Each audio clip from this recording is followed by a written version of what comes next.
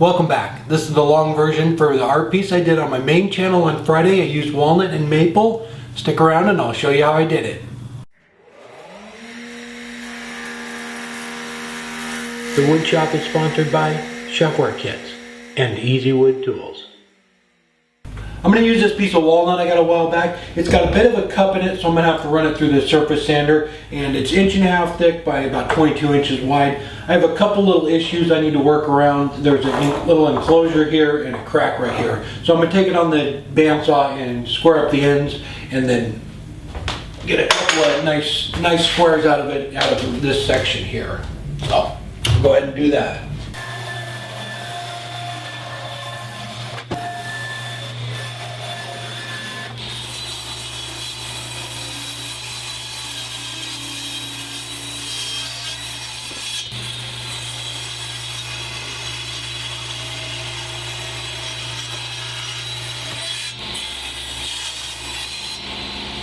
Alright, I just squared up the first edge on the chop saw and then went from there. So I'm going to go ahead and run these through the table saw again. I'm going to go just a little bit under 12 inches to make sure they're dead on and square. Okay, I'm still going to run them back through the table saw and square them up, but let me give you a kind of an idea of what I was thinking when I was turning the hat. So I just thought it would be cool to make an art piece and just the contrast from the square to round. So there's a couple different things I had in mind. These pieces are from the Captain America clock. You could, do different patterns and shapes. I did the two because I wasn't quite sure, but you could even do something like if you were doing a big a wall piece. You could hook them together, put them any way you want to hook them together, and I thought that would be cool. And obviously, and then fill the centerpiece in with maybe a piece of walnut or another contrasting woods. And I even was thinking about, just like I did the flying saucer, I thought it would be cool to make a wall piece, but it was an accent light. So if you took a solid piece here and just put a tenon on it and raised it off of the piece like that, and then used LED lights, and the light would shine out all the way around and hang it on the wall, I thought that would be cool. Yeah, you could, and these don't have to be square. You could actually do a triangle if you wanted to do some different shapes. But I was just kind of messing around with it. So what I'm going to do is I'm just going to do one to just kind of show you the offset. But what I'm going to do is put this on there, true it up on center, and then I'm also going to drill with my Forstner bit, and I'm going to off center it so that when I put it back on there, it brings it out so I can cut that curve for this shape. So I'm going to put this on the lathe, true it up, clean it all up, make the sides all parallel so it fits in there and glues together nice. But I'm going to off center it just about like that, and then I may take a scrap of the walnut and put it in there, but I'm not sure yet what I'm going to do. But I'm going to sink it down in there, and that'll look good. All right, I'm just going to square them back up on the table saw, and then we'll play around.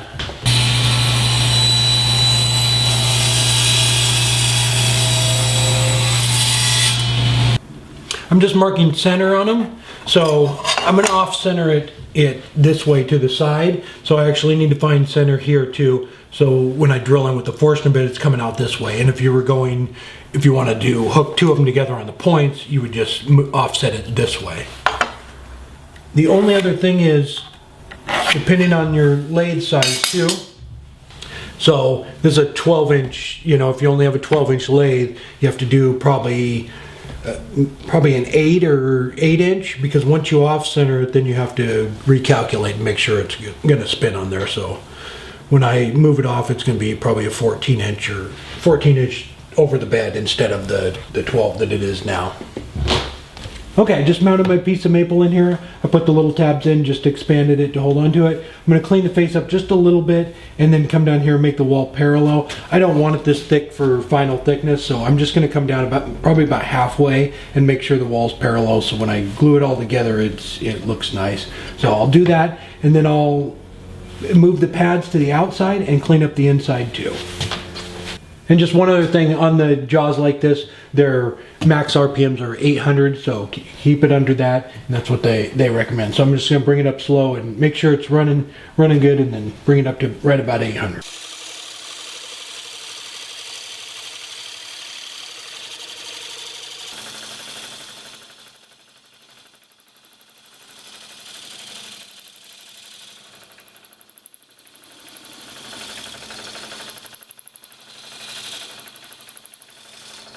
All right, I'm just going to do the inside now and just make it parallel.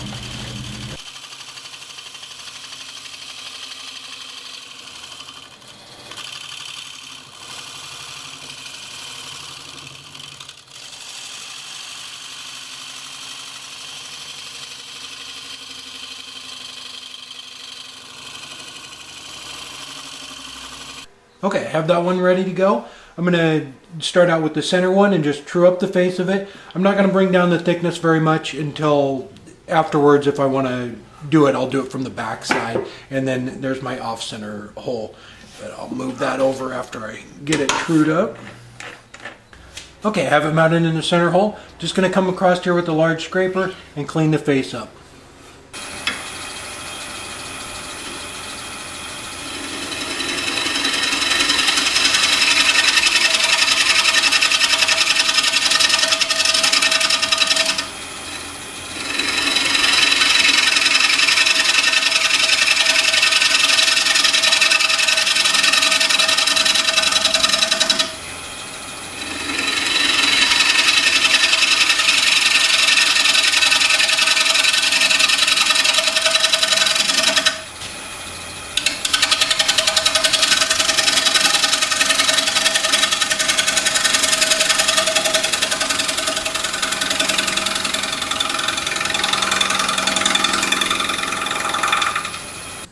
Hopefully you can see that where the tool starts to bounce a little bit, or that you can hear it. So this area here I haven't even cut yet. You can see it's still smooth, and this over here. So it's got quite a bit of a little dip there, and that's why the tool's bouncing and it's making that little chatter sound. So once it gets true, it'll cut clean all the way across.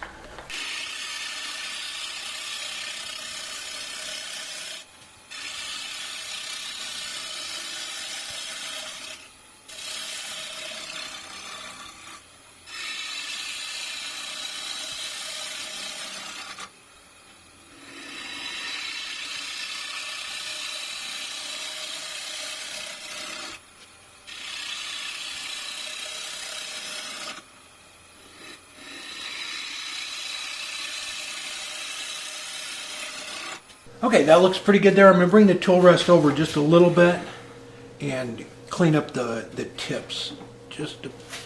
And the reason I'm doing this, bringing the tool rest out here, is once you get to this point here, you're cutting a lot of air, and it's really easy for that tool to go in and take a big gouge out or cut. So I'm using my hand. You see me sliding my hand down it, and that's what I'm going to do out here too. Is once you get past there, just kind of use your hand to brace it down the tool rest so you can stay parallel with it.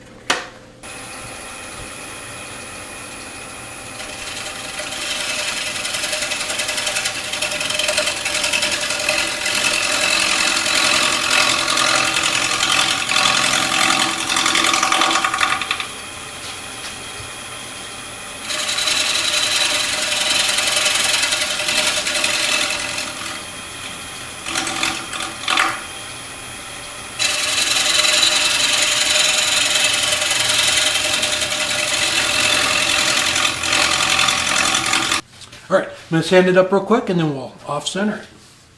And I'm just going to run the DA over it.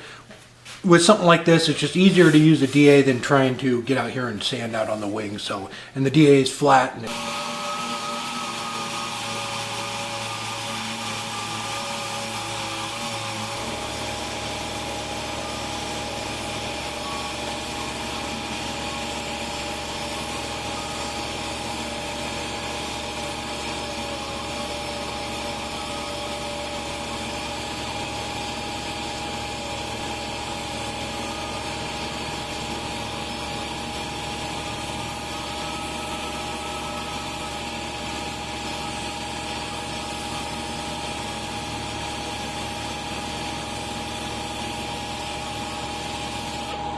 Okay, I just sanded it with 100 grit to level it out.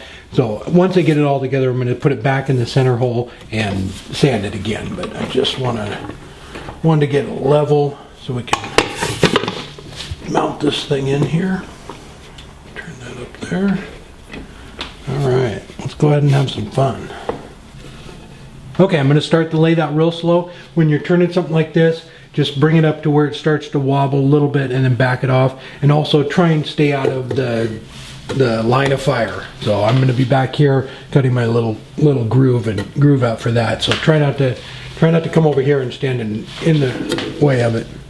I took my pencil and made a couple of reference lines around it, so I know right where to put it on the tool rest, and then I'll work out from there because I think it's a little bit bigger than that. So we'll get it down though. So I'm just going to come in and make a couple shallow cuts with the parting tool, and then we'll start removing some of the material.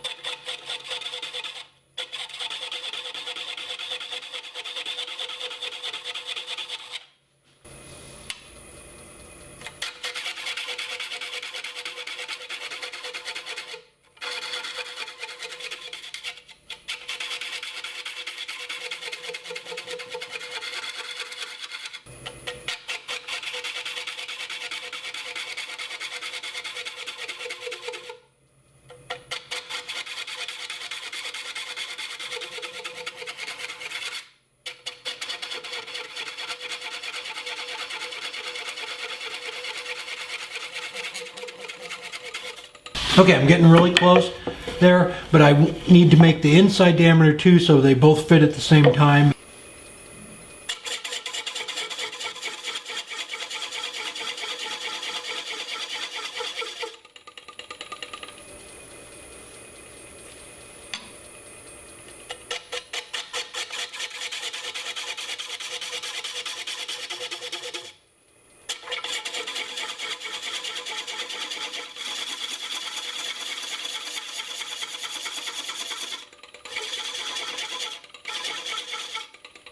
Okay, that is really close. I think I could actually just clamp that together and it would go. I'm gonna bring the depth down probably about into here. What I wanna do is put a little bit of detail in this centerpiece here and kind of round over the edge. So I want the wall or the maple sunk down in there, you know, probably up to there. So gives it some depth to it. So okay, so I'm just going to keep going down in the center here and bring down the thickness on that.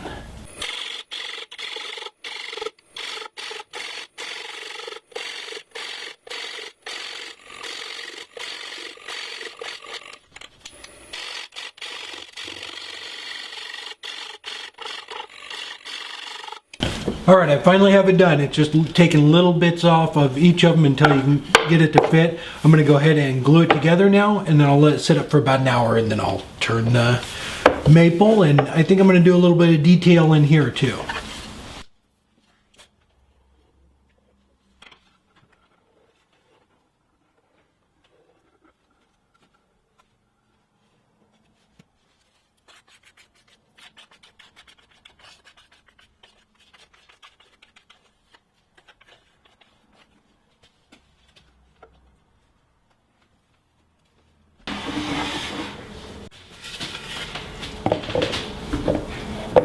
I'm going to put on my clamp.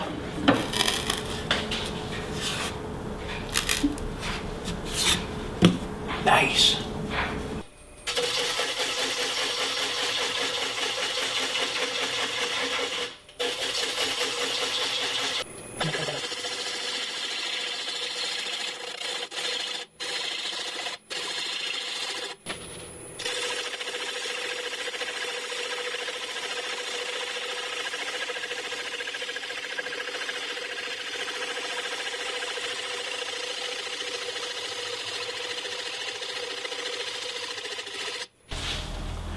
Okay, I got it all transitioned over. The other hole I drilled, the offset hole, was a little bit off, so it was high on, I think, this side, and I had to bring it down a little bit. So I'm going to true the whole thing back up, And I'm not sure whether I need to do that off center. I guess I do. All right, so I'm just going to come across and level this part up with the insert and do that real quick, and it'll bring down this little lip right here a little bit too. So I'm just going to come across it again with the scraper and bring this down a little bit to get rid of that transition, and then I'll sand it.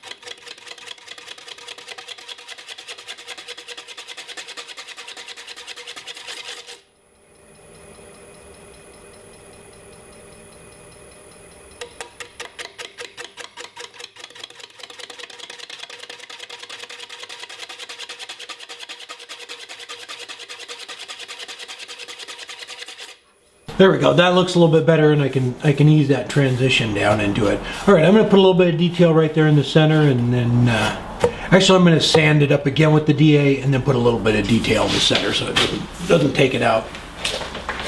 Okay, I sanded it up with 100 grit. It's a nice smooth transition there now, and I'm going to go ahead and put a little bit of detail here in the center.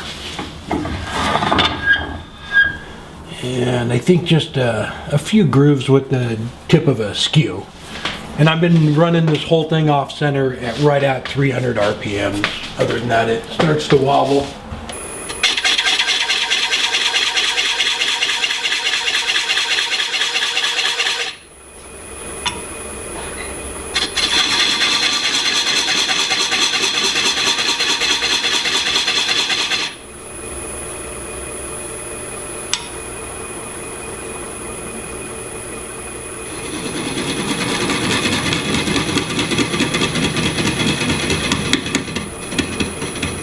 Okay, so I'm just going to go ahead and keep sanding it, and it's a lot of hand sanding, so I'm not going to bore you with that, but I'm just going to go ahead and get it cleaned up, and then we'll get a finish on it.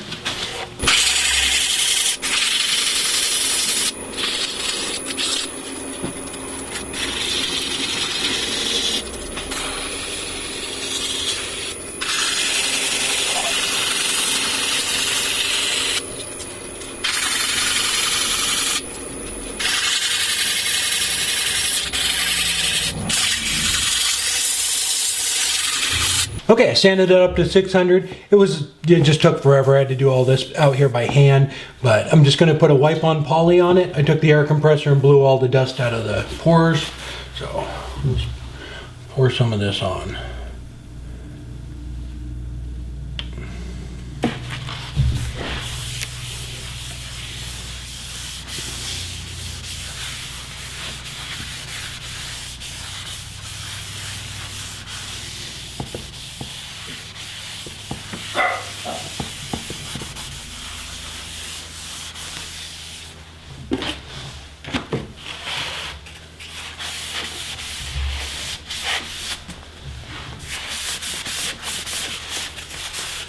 You just take a clean cloth and wipe off all the excess.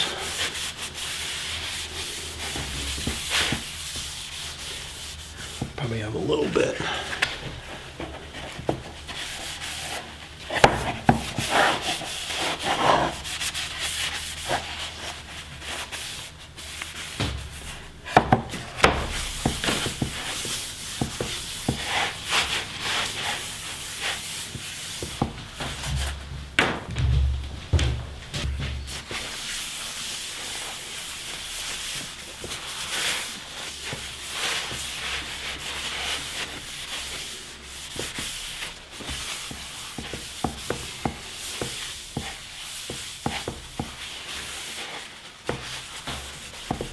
There we go, the finish is all dry. I really enjoyed this project. I have a lot of ideas for doing different things like this. If you do anything similar, I would love to see it, and you can always share your pictures on my website. It's thewoodshop.tv. If you haven't subscribed yet, go ahead and do so, and go check out my main channel too. Take care.